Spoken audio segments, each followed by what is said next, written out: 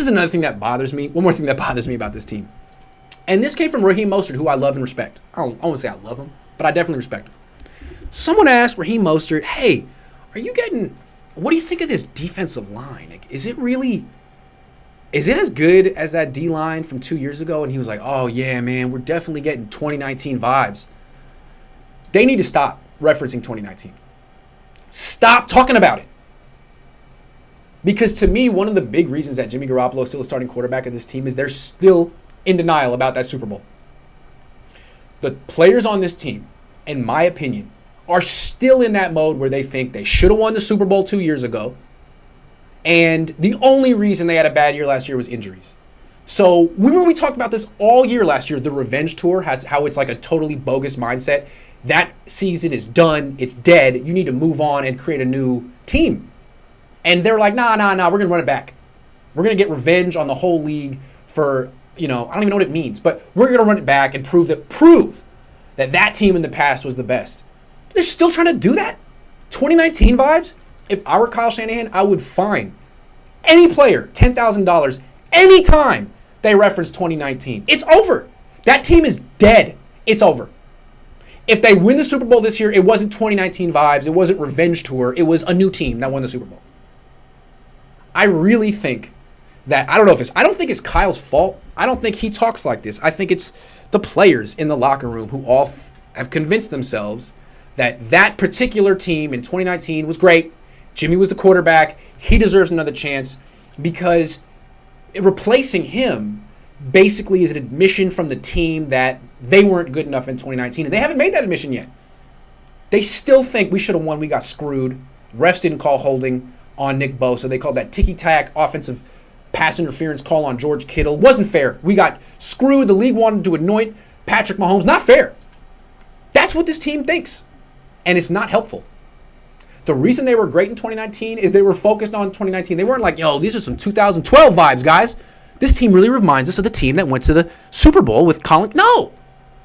They were a humble team with low expectations that just kicked ass every week and proved it every week. Oh, you don't think we're good? Here we go. Now it's like, no, we need the credit. I don't know. I don't like it. I think this team is always going to struggle until they acknowledge that 2019 was freaking 2 years ago and that this is a new team and that they have a new identity. But if they were willing to accept that, they'd make Trey Lance their starting quarterback, and they're not willing to accept that. So, we got Revenge Tour 2.0. They're getting revenge on the Revenge Tour. They're avenging the Revenge Tour. That's what they're doing. It's really remarkable stuff. Raheem, I love you, man. You were set up for that question, too. You were asked about 2019. I'm just saying, Raheem, every player on the 49ers, it's a bad look. Don't talk about 2019 anymore. I think it's a bad look. So, enough with the vibes. No vibes. No, it's a no vibe situation here.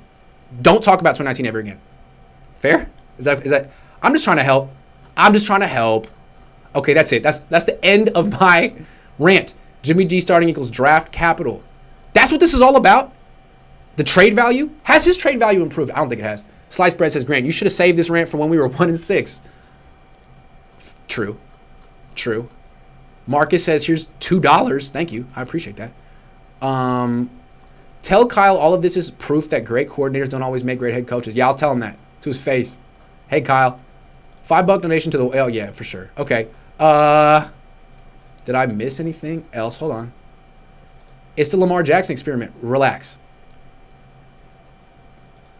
Okay.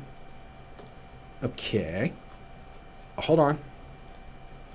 This revenge tour... Hold on. 2.0 is giving peaked in high school. Yeah. Let it go. Prove yourself again. That was 2 years ago. That was before COVID-19 existed. It's over. You need to reestablish yourself.